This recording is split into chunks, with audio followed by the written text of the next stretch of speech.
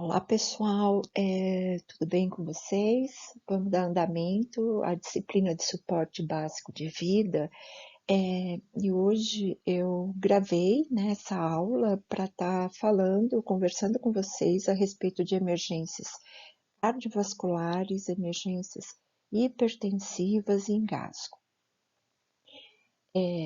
Então, vamos começar a falar de cada uma delas, ok? Nas emergências cardiovasculares, a gente começa falando sobre infarto agudo do miocárdio, cuja sigla usada, né, na prática clínica é o IAM, tudo maiúsculo, como está escrito, e a angina. Qual a diferença dos dois? Então, vamos entender algumas coisinhas básicas, né? No infarto agudo do miocárdio, o miocárdio, o músculo cardíaco, ele é composto por várias camadas. E quando a gente fala miocárdio, a gente está se referindo aos ventrículos, né? Essa estrutura importante do coração que bombeia o sangue para todo o corpo e recebe também o sangue do corpo na câmara direita. Vocês vão ver isso mais detalhadamente em anatomia depois. Então, quando há uma obstrução de um dos vasos do coração e para de passar sangue, o músculo sofre privação de sangue, portanto, sofre privação de oxigênio, de nutrientes, e o coração entra em sofrimento, o miocárdio, o músculo cardíaco entra em sofrimento. E isso a gente denomina como infarto agudo do miocárdio. Na angina, também existe uma obstrução, mas não é uma obstrução completa desse vaso ou de algum ramo dos vasos cardíacos, que no próximo slide nós vamos ver um pouco deles. A obstrução é parcial, então o fluxo é insuficiente para atender a demanda de oxigênio do músculo cardíaco. Lendo as definições, parece tudo muito parecido, tudo muito semelhante, né? Mas, assim, se eu tivesse que dar uma dica para vocês sobre diferença de infarto e angina, eu diria assim: olha, infarto ocorre necrose, morte do músculo cardíaco, enquanto que na angina ocorre isquemia, ou seja, uma privação de oxigênio, onde o músculo entra em sofrimento, mas que é reversível. Como começa esse problema, então? Então, assim, o coração a gente sabe que ele bombeia sangue para todo o corpo, mandando oxigênio e nutrientes. E ele também é um órgão, ele precisa de oxigênio e nutrientes. Quem faz esse papel são as artérias coronárias, como aqui, olha, como aqui tá, vamos lá. As artérias coronárias, olha, aqui está escrito, né? Artérias coronárias. Então, são todas essas ramificações aqui, né? Existem a artéria antecedente anterior, a inferior, a artéria coronária direita, a esquerda. Vocês vão ver isso mais detalhadamente depois em anatomia. Então, o que acontece? São elas que são responsáveis pelo envio de nutrientes e oxigênio para o músculo cardíaco, porque ele também precisa disso. O que acontece, olha, vocês vão ver que elas estão mandando, e aqui a gente nota o que, olha, nessa parte aqui é a área que sofreu uma privação de oxigênio, então está tendo morte do músculo cardíaco, né, a necrose. Como que isso acontece? Existe um mecanismo principal que dá início a esse problema todo, que é a formação da placa aterosclerótica. Então, é placa de gordura, chamada de placa aterosclerótica. Essa formação da placa de gordura ela é bem lenta e gradual, acontece lentamente com o passar dos anos. Sabe? Alguns de nós pode até ter uma plaquinha bem fina, bem delgada, que não traz repercussão nenhuma. E que com o passar dos anos, dependendo do estilo de vida, padrão alimentar, é, é, peso, né, IMC, pode ir piorando. né? E onde que a gente percebe essa placa? Essa placa, olha, por exemplo, nesse slide, está exemplificada por isso. Essa é a placa de gordura, que está aumentando, aumentando, aumentando. Tem um momento que ela acaba, por uma série de mecanismos, obstruindo completamente a luz. A luz é o canalzinho do vaso, né, o interior do vaso. A luz do vaso e por lá não vai mais passar sangue. Ao não passar mais sangue, o que vai ocorrer é que aquela região do coração não vai mais receber oxigênio e nutrientes e vai entrar em sofrimento. Se a obstrução for completa, é necrose e infarto. Se for uma obstrução parcial, ela é reversível. Angina é menos grave que o infarto. Nesse slide eu não vou estar lendo para vocês o que está aí, é para vocês poderem ler, né? Lembrar das explicações melhor depois, né? Então, é um textinho daquilo que eu expliquei no desenho do slide anterior, ok? Sobre a formação da placa de gordura ateroma. Bom, os principais fatores de risco para a formação, aliás, para a formação da placa, sim, inclusive para o desenvolvimento do infarto, né? Os principais fatores de risco para infarto ou angina são história familiar, né? Então, ter pai e mãe, né, que já tiveram infarto ou angina, que tem esse antecedente, então sempre parentes de primeiro grau, primo, tio, não tem importância não tem peso na classificação dos fatores de risco. Tabagismo, hipertensão arterial, principalmente se ela for mal controlada, dislipidemias, que é o aumento dos colesteróis, particularmente o LDL, que é conhecido como colesterol ruim, e o triglicérides, diabetes mellitus, obesidade e uso de contraceptivos orais, embora tenha tido um bom desenvolvimento já desses contraceptivos, eles ainda são fator de risco para desenvolvimento desse tipo de doença, dessa classe de doenças cardiovasculares. Os sinais e sintomas de uma pessoa que está tendo um infarto ou até mesmo angina são muito parecidos os sinais e sintomas. Então, o coração, quando sofre privação de oxigênio, nós sentimos dor, né? A dor é muito intensa, o coração dói, digamos assim. Então, a gente diz como dor precordial, precórdio onde está localizado o coração, né? E normalmente é muito comum essa dor se irradiar, como está colocado nos desenhos do lado direito do slide, se irradiar para braço, para pescoço, para às vezes a região epigástrica, que é a região do estômago, e até para as costas, né? E outros sinais clínicos associados seria a sudorese intensa, que é a transpiração, náusea e vômito são muito comuns por causa da dor, palidez, muitas vezes falta de ar, que o termo correto de se falar falta de ar seria dispneia.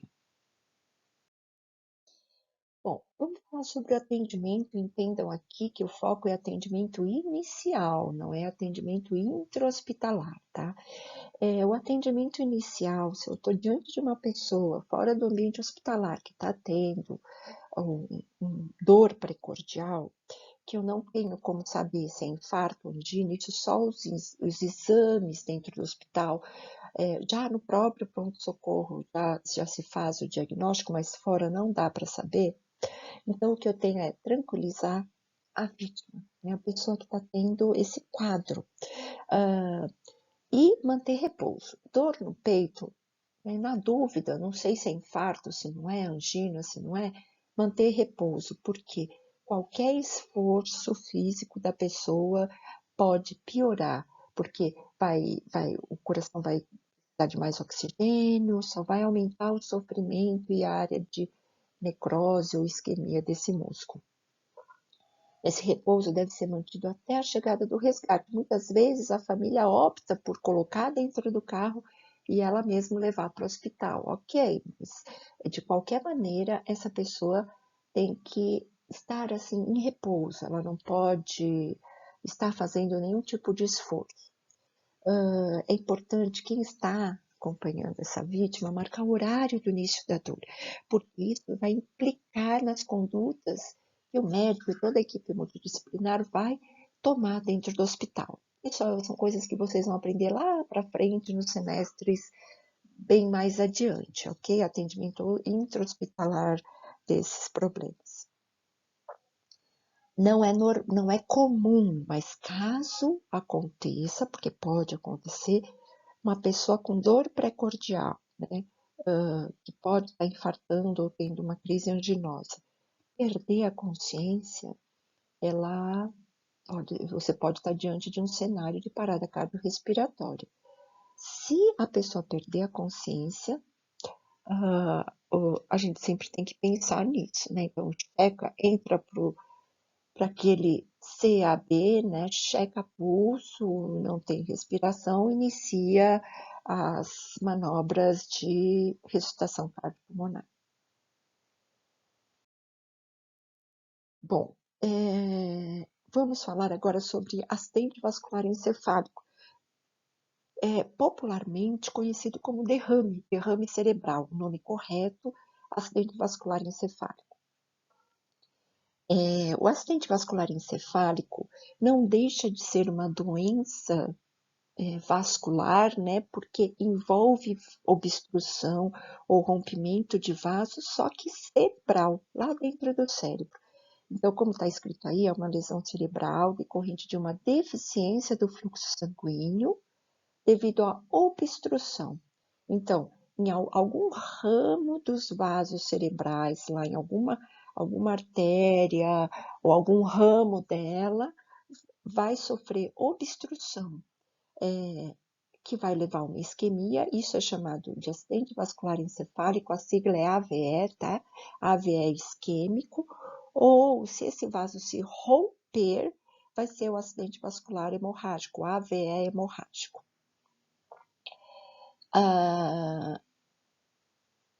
O que leva, eu vou gastar um tempinho a mais nesse slide, o que leva à isquemia, né, de um vaso sanguíneo cerebral são os mesmos mecanismos que levam à isquemia de uma artéria do coração, de uma artéria coronária, a placa de ateroma, por exemplo, a placa aterosclerótica, a placa de gordura, né? Pode formar também no tecido cerebral e haver obstrução, né? Aquele ramo, e por lá não vai passar sangue, não vai mais chegar oxigênio e nutrientes naquela área do cérebro, e vai ter uma série de repercussão aí clínica que a gente vai estar falando. Ou até mesmo a ruptura de um vaso, né? Que pode ser por quais motivos? Por exemplo, uma crise hipertensiva, né? A pressão subiu demais, sabe? O vaso cerebral não aguentou aquele pico de pressão muito elevado e rompeu, por exemplo. É um dos motivos, não é o único, mas é um dos. Se a gente for ver os fatores de risco, vamos ver que são quase os mesmos lá do infarto, né, e da angina. Então, ser hipertenso, ter hipertensão mal controlada, né, dislipidemias, né, aumento de colesteróis, aqui principalmente o HDL, o LDL, que é o colesterol ruim, e o triglicérides, diabetes, tabagismo, já ter doença cardíaca prévia também é um fator de risco.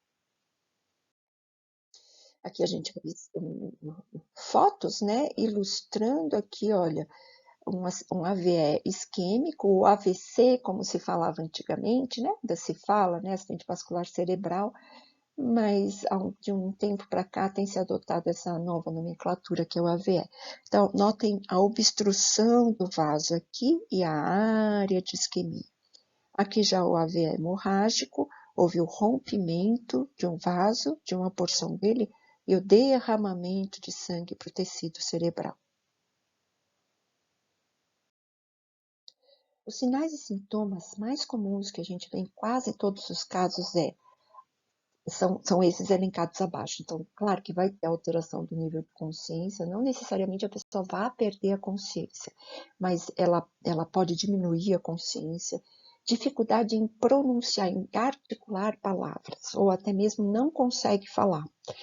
Paresia, que é a diminuição da força motora de um membro, pode ser braço, perna, diminuição de força, ou até mesmo a perda completa de força motora, que é a plegia. Não consegue mover um braço, ou os dois braços, ou a metade do corpo, enfim. Alteração visual, dependendo da área que ocorreu o infarto, pode ter. E esses 4 últimos elencados aqui, cefaleia, que seria a dor de cabeça, né, náusea, vômitos e até convulsão, eles são sinais e sintomas mais presentes no acidente vascular encefálico ou cerebral hemorrágico, né, porque o derramamento de sangue no tecido cerebral é muito irritativo, por isso cursa, além de todos os sintomas acima, cursa com esses daqui também, cefaleia, náusea, vômito, convulsão, e dependendo do tipo da quantidade de derramamento de sangue, perda imediata da consciência. A escala pré-hospitalar, tá? A gente está falando fora do ambiente hospitalar, então a escala pré-hospitalar para avaliação do AVE, muito conhecida e usada, é a escala de Cincinnati. Então, ela é uma escala muito simples, que até uma pessoa leiga pode aprender com muita facilidade a aplicar, e ela dá resposta rápida da suspeita, né? Se suspeita que a pessoa realmente está tendo um AVE, e claro, precisa ser levada para um serviço especializado. Então, essa escala avalia 3 elementos: a fraqueza facial, fraqueza motora e a fala anormal. Então, vamos lá. A fraqueza facial seria assim: eu peço para a pessoa sorrir. O normal é o sorriso simétrico, né? Então, isso é o normal. Se ela tem uma assimetria, então um lado sorri, o outro ela não consegue movimentar, já estaria aí uma suspeita de um quadro de acidente vascular encefálico. Fraqueza motora, eu peço para a vítima estender os braços para cima. Pode fechar os olhos também, né? E levantar os braços, levantar, né? Um braço ela consegue levantar e o outro ela não levanta ou levanta muito pouco. Isso é uma resposta anormal, né? Não existe a força igual nos 2 membros. O terceiro ponto da Cincinnati é avaliar a fala. Então, pedir para a pessoa falar: o rato roeu a roupa do rei de Roma. Até eu me enrolei aqui. Ou, se não, mais simples: o Brasil é o país do futebol. Mais simples da gente memorizar. Então, se a pessoa ela pode tentar falar e falar de uma forma ininteligível, uma fala pastosa, eu já tenho aí, estou frente a um quadro anormal, porque o normal é conseguir falar claramente: o Brasil é o país do futebol. E aqui estão as fotinhos mostrando, né, a simetria do sorriso, a diminuição de força de um membro, não conseguiu levantar os 2 braços igualmente. Então, essa é a Cincinnati, usada na avaliação pré-hospitalar. Atendimento inicial desses pacientes. Então, a Cincinnati, que já falamos, marcar o horário do início dos sintomas é importante. Se possível, verificar a pressão arterial, né, os sinais vitais, principalmente a pressão arterial, para ver se a vítima está frente a um pico hipertensivo, né, que pode ter desencadeado esse acidente vascular. Se ela estiver inconsciente,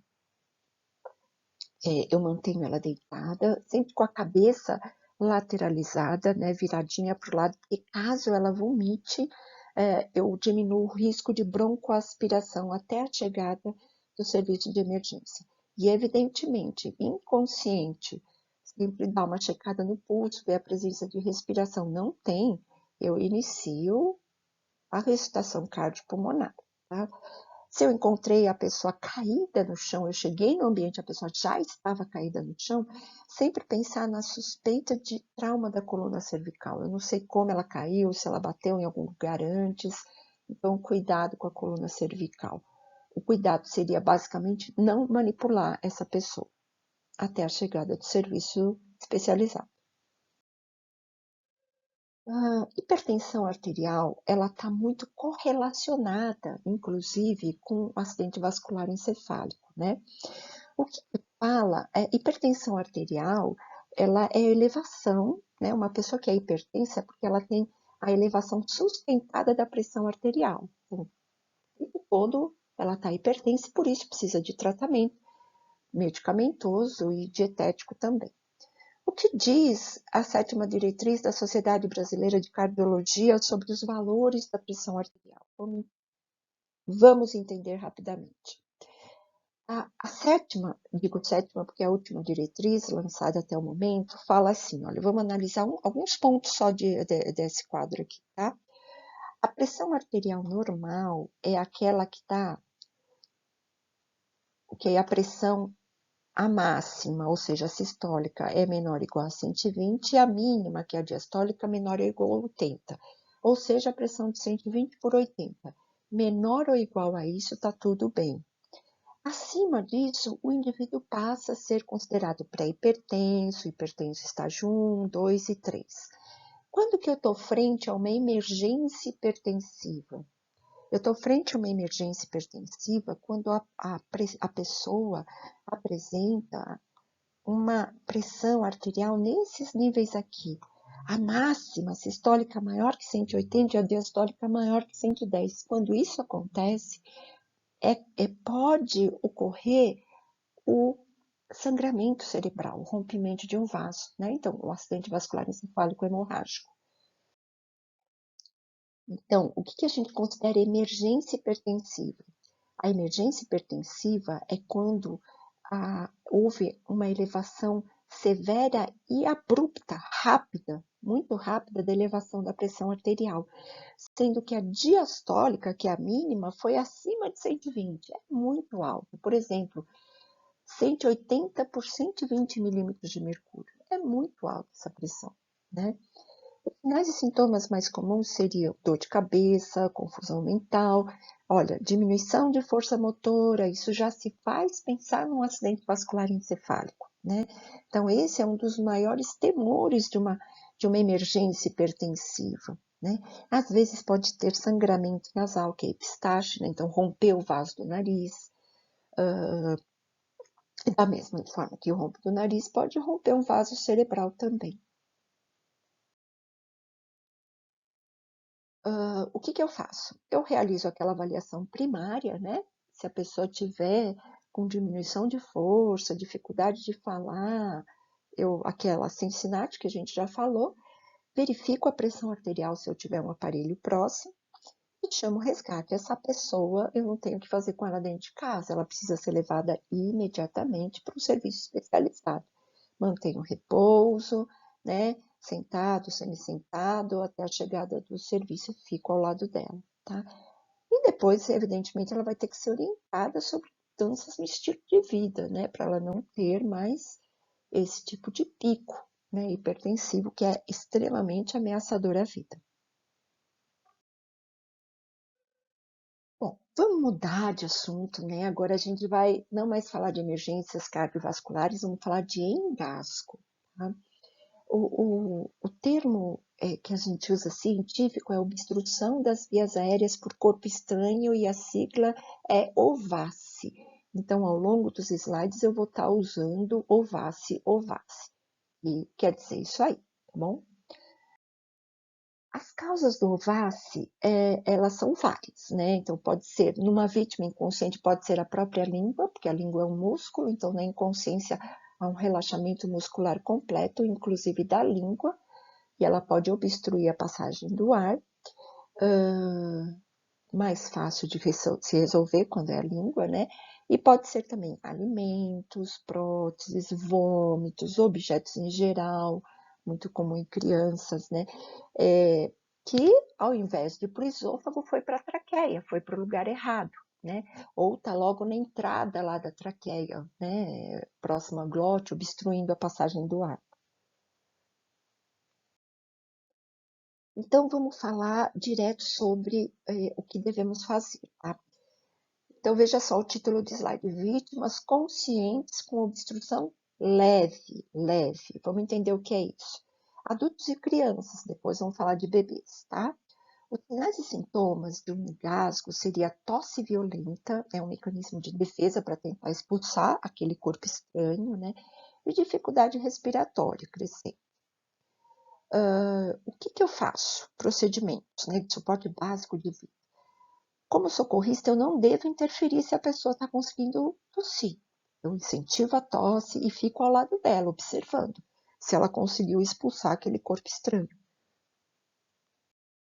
Agora, vítimas conscientes com obstrução grave. Como que eu vou saber se é leve ou se é grave? Então, vamos lá. A pessoa, adulto e criança, tá? Ele tem dificuldade para falar ou simplesmente não fala. E a dificuldade para respirar também é intensa. São pessoas que, quando a obstrução é grave, não conseguem nem tampouco tossir. Isso é um sinal de gravidade. Pode começar a ter cianose, né, nas extremidades, pontas de dedo, lábio, e apresentar aquele sinal universal de angústia, que é aquele sinal universal da asfixia, que é esse aqui, né? Pôr a mão no pescoço, né? Na garganta, assim. O que eu vou fazer? Eu vou perguntar para a vítima: você está engasgada? Aí, evidentemente, ela está, mas qual o meu objetivo? Ver se ela consegue falar, né? Se ela consegue dizer alguma palavra. Se ela não conseguir dizer nada, realmente a obstrução é muito grave. Em casos de ováce grave, eu preciso agir imediatamente. Então, eu vou posicionar a vítima, me posicionar, perdão, atrás da vítima, ela em pé, fecho o punho, como está desenhado nesse desenho, mostra aqui, olha, fecho o punho em uma das mãos, então, e a outra mão eu seguro o punho, né? Posiciono a mão nessa forma que eu posicionei, eu coloco a mão na região do estômago da pessoa, logo abaixo do osso externo, né? Esse osso aqui no meio do tórax. Então, eu posiciono o punho, o polegar voltado para o abdômen da vítima, mas não é qualquer parte do abdômen, é essa parte mais alta que eu falei, e pressiono para dentro e para cima, para dentro e para cima. Né? O objetivo é expulsar esse corpo estranho que está causando essa obstrução grave. Essa manobra é chamada de manobra de Heimlich, como está aí no título do slide. Eu repito a manobra por até 5 vezes, tá? E observo se o objeto foi expulso. Não foi, continuo a manobra. Em gestantes e pessoas obesas, quando eu digo obeso, é obeso mesmo, tá? Não é uma barriguinha, né? É o peso. Eu não posso comprimir o abdômen, não tem como. Então, nesse caso, eu vou naquela mesma posição da mão, comprimir o externo, fazendo o movimento para dentro e para cima, para dentro e para cima, para tentar expulsar o corpo estranho por 5 vezes, né? Não conseguiu, continua mais 5 vezes. Agora, a vítima perdeu a consciência, né? Eu já encontro uma vítima inconsciente, ou ela, nessas manobras que eu estava fazendo, não foram bem sucedidas, ela perdeu a consciência. Eu checo o pulso para ver se tem pulso, né? Se tiver pulso, se o pulso estiver presente, eu faço a manobra de Heimlich, só que com a vítima deitada, que é uma foto do SAMU, né? Ele se ajoelhou lateralmente à vítima e pôs as mãos nessa posição que vocês podem ver no desenho, né? E comprime a região abdominal para dentro e para cima, para dentro e para cima. 5 vezes, observa a cavidade oral para ver se o objeto foi expulso, tá lá, e se tiver alcançável, a gente pode fazer a retirada desse objeto. A retirada manual do objeto, a gente só faz se a gente estiver visualizando o corpo estranho, tá? Ele tá lá, é possível realizar, para isso eu tenho que abrir a boca da pessoa, então o polegar eu seguro a língua, né? E com o outro com a mão engancho, eu tento buscar o objeto que está lá dentro. Agora, se a vítima estiver inconsciente, com obstrução grave e sem pulso, aí eu vou para outra etapa, né? Eu vou para iniciar as manobras de ressuscitação cardiopulmonar, né? 30 compressões para 2 ventilações.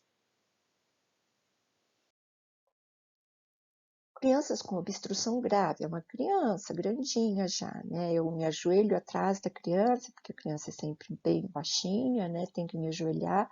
Posiciono as mãos igual ao vaso de adulto e pressiono para dentro e para cima por 5 vezes. A única coisa que eu tenho que aqui dosar um pouquinho mais a força, porque trata-se de uma criança, né? Faço isso até a expulsão do objeto. Por 5 vezes, não expulsou, repito. Alface grave em bebês. Bebês é uma coisa, é um serzinho que não fala, né? Ele só chora. Então, não adianta perguntar para ele, né? Se está engasgado. Alface em bebês graves, alface grave, eu avalio o choro. Então, o choro está fraco ou não chora. Está tendo cianose de extremidades, dedinhos e bocas e dificuldade de expandir o tórax. É muito fácil avaliar a respiração em criança. Quem tem bebê em casa ou na família, observe como ele está dormindo, como é fácil ver a respiraçãozinha de um bebê. Então, o que eu vou fazer com esse bebê? Primeira coisa, que está com uma alface grave, né? A primeira coisa, eu olho a cavidade oral. Se eu estiver vendo o objeto estiver visível e alcançável, eu posso fazer a retirada manual com os dedos em pinça ou em gancho. Tem um vídeo a seguir que vai mostrar isso para vocês. Caso não esteja visível o objeto, então eu vou ter que fazer as manobras. Eu seguro o bebê em pronação, ou seja, de barriga para baixo, com a cabeça levemente mais baixa que o tórax, apoiado no meu braço, coloco os dedos em forma de V, na altura do pescoço, próximo à mandíbula, e efetuo 5 golpes, na frequência de 1 segundo cada golpe. 5 golpes nas costas, entre as escápulas. Giro o bebê, seguro de costas, né, aí já de barriguinha para cima, e efetuo 5 compressões torácicas na frequência de 1 por segundo. E observo se o objeto foi expulso, está visível na boca. Se tiver, eu retiro. Se não tiver visível, eu repito a sequência do procedimento até eu conseguir desobstruir. Nesse slide tem um vídeo que é de uma enfermeira do SAMU, achei bacana colocar para vocês. Ela mostra na prática como é feita essa manobra. Em bebês que estão com alface grave, mas que tem movimentos, né? Estão se movimentando, tem movimentos de perninhas, de braços, enfim. Agora, se o bebê parou de ter movimentos, não tem mais movimento nenhum, está completamente entregue, flácido, sem movimento, eu já devo iniciar a ressuscitação cardiopulmonar, né? A relação das compressões é de 30 para 2, 30 compressões para 2 ventilações, se tiver com um socorrista, e 15 compressões para 2 ventilações se eu tiver com 2 socorristas, tá? As compressões é numa frequência de 100 a 120 por minuto. E uma coisa importante é que o pulso braquial no bebê, o pulso é checado no bebê no bracinho, então se checa o pulso braquial e não carotídeo, tá? Então, bebê sem movimento, ausência de pulso, inicia o RCP, ok? Pessoal, por hoje é só. Obrigado pela atenção de vocês e bons estudos.